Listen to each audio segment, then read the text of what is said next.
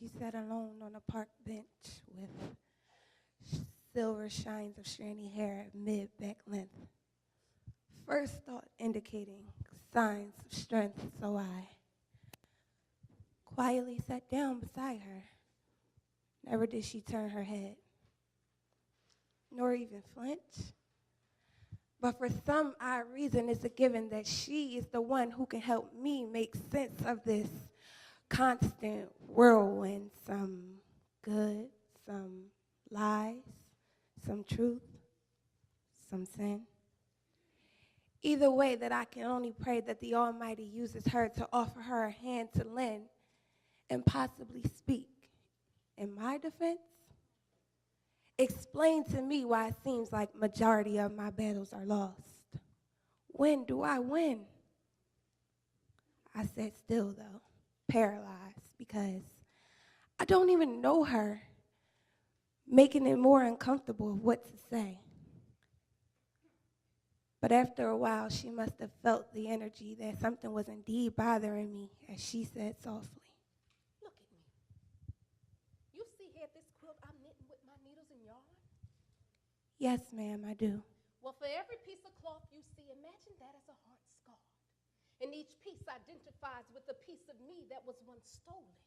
And in order to protect what's missing, I must continue to wove in one fabric at a time, one day at a time. Because that's a reminder to self that all my pieces are my peace of mind. Though there was a time I ignored the signs, and he came in through the open windows of my soul and stole me like a thief in the night. All of my strength was taken. I had nothing left in me to fight. As he would take his hand and fiercely strike, until one day the blows of his hand wasn't enough, and he thought out another plan in my life. And as he loaded his ammunition, he must have thought God was not listening as he thought out that blueprint for my expected end. You know, even though he never spoke it out loud, his thoughts were heard aloud in the heavenly clouds, though I remember lying there helplessly wondering when. Because there will be no time like now. 7 times without a miss. God, please come see about me. My life can't end like this. And it was then on that bloodstained ground, God rested one finger on my lips, the other around my hips, carried me away as one last shot was heard from the turn of his wrist. You see, he thought he would take us both out. But God permitted only one soul to leave earth. Mine was not allowed. So I sit beside you today. Listen as the wise speak. When you feel you can no longer stand, falling down to your knees, use the strength of the palms of your 2 hands to stand back to your feet. A piece of my esteem was taken. Hope and courage for a moment all gone. And yes, there'll be days when you feel like you can't go on. What's the use? It cuts to the core. But my child, those are moments when you receive back pieces of more. Come go with me to a time in my life when I lived as the happy wife. And like most after marriage, preparing to welcome a new life. A little girl, I might add. Oh, how she mirrored her dad.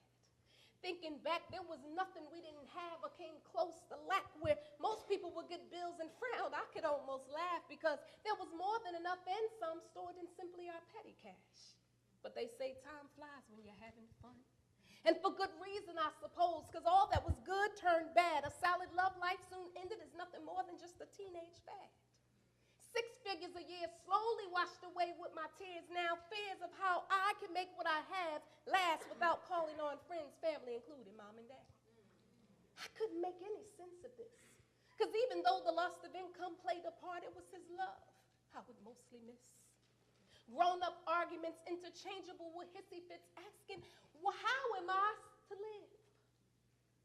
And one night I cried the cry of desperation, asking God, how can you allow so many doors slam in my face? And it was then he said, no, go this way, friend.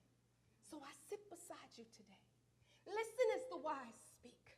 When you feel you can no longer stand, falling down to your knees, use the strength of the palms of your 2 hands to stand back to your feet.